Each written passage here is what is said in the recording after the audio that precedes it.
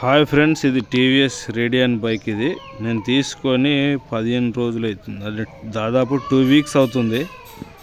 Mileage వచ్చేసి 70 ఇస్తుంది ప్రస్తుతానికి. ఇంకా ఇది కొత్తది కాబట్టి సర్వీసింగ్ ఏం చేపించలేదు కాబట్టి ఇప్పుడే 70 వస్తుంది. సర్వీసింగ్ చేస్తే 80 పైన రావచ్చు అంచనా. ఈ బండి మా బావ తీసుకున్నాడు, కాకపోతే కలర్ వేరు. ఆయనకి 80 కిలోమీటర్లు వస్తుందని చెప్తున్నాడు ఆయన ఓనరు, మా బావ. నేను ఈ కలర్ తీసుకున్నాను. ఇది కొంచెం గ్రీన్ కలరు ప్లస్ బ్లూ రెండు కలిపి ఉంటుంది. స్టార్లైట్ బ్లూ అంటారు దీన్ని. ఈ కలర్ వచ్చేసి స్టార్లైట్ బ్లూ. ఇక దీని పర్ఫార్మెన్స్ చూస్తే బాగుంది. ఓవరాల్గా మిడిల్ క్లాస్ వాళ్ళకైతే ఇది సపోర్ట్ చేస్తుంది బాగా. ఇవి డ్రమ్ బ్రేక్ వేరియంట్. ఇది కాలేదు, డిస్క్ లేకున్నా పర్వాలేదు, కానీ డ్రమ్ బ్రేక్ వేరియంట్ బాగుంది. లుకింగ్ కూడా బాగుంది. ఇంజన్ విషయానికి వస్తే ఇంజన్ కూడా బాగానే ఉంది. దీని ఎగ్జాస్ట్ సౌండ్ చూడండి ఒకసారి.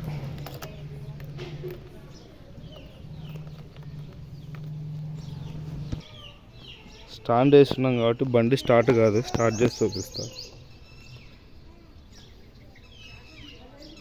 స్టార్ట్ కాదు బండి, స్టాండ్ తీస్తే స్టార్ట్ అవుతుంది. స్పీడోమీటర్లు వచ్చేసి 329 కిలోమీటర్లు తిరిగిన ఇప్పటికి. 329. స్టాండ్ వేస్తే ఆఫ్ అయిపోతుంది.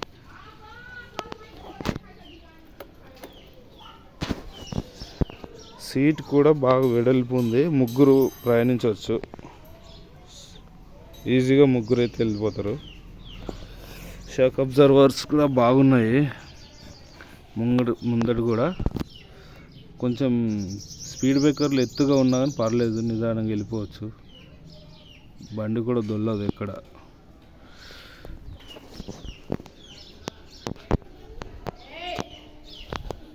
ఎగ్జాస్ట్ సౌండ్ కూడా కొంచెం బాగానే ఉంది.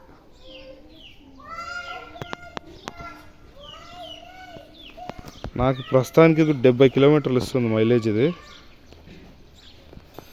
మరి మీరు ఎవరైనా కొనుంటే చెప్పండి, మీకు ఎంత ఇస్తుంది మైలేజ్. మామూలుగా అయితే నేను 40-50కి ఎక్కువ దాటను స్పీడు. ఎకనామీ స్పీడ్లో అయితే వెళ్తా. 40-50-60 కూడా దాటను. ఆ స్పీడ్లో మెయింటైన్ చేస్తే మనకు మైలేజ్ అనేది ఎక్కువ ఇస్తుంది. 80 దాకా ఇవ్వచ్చు. సర్వీసింగ్, ఫస్ట్ సర్వీసింగ్, సెకండ్ 3 సర్వీసింగ్లు అయిపోతే దాదాపు 80 మైలేజ్ అయితే ఇస్తుంది ఇది.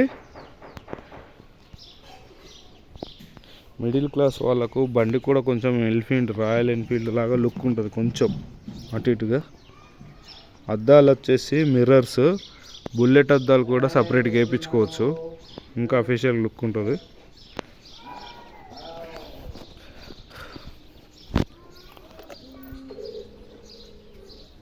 ఇండికేటర్స్ వస్తున్నాయి. దీనికి ఇక్కడ వచ్చేసి ఎల్ఈడి డే లైట్ కిందకి ఇచ్చేసాడు. ఎల్ఈడి ఇది వచ్చేసి హాలోజన్ బల్బు.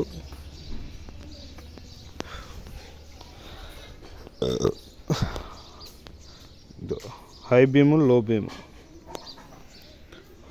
రెండు. ఇది ఈ స్విచ్ మార్చుకుంటే మనకు హాలోజన్ వస్తుంది. ఇదైతే ఎల్ఈడిలో ఉంది, ఇప్పుడు డే లైట్కి వస్తుంది. సో ఓవరాల్గా ఈ బైక్ అయితే నాకు చాలా బాగా నచ్చింది. మైలేజ్ కోసం తీసుకున్నా, ప్లస్ లుక్ కూడా బాగుందని తీసుకున్నా. రెండిటికి మా favourite bike royal Enfield bike ఇప్పుడు కొనలేం కాబట్టి దాని ప్లేస్లో కంఫర్టబుల్గా ఉండి మైలేజ్ వచ్చే బైక్ ఏదంటే ఇది ఒకటే. చూద్దాం, దీని మైలేజ్ ఇంకా పెరుగుతుందేమో చూస్తాను. 3 సర్వీసింగ్లు అయిపోయిన తర్వాత మళ్ళీ మీకు రివ్యూ ఇస్తాను. అప్పుడు మైలేజ్ ఎలా ఇస్తుందో కూడా చెప్తాను నీకు. ఇది మీకు నచ్చితే తీసుకోండి.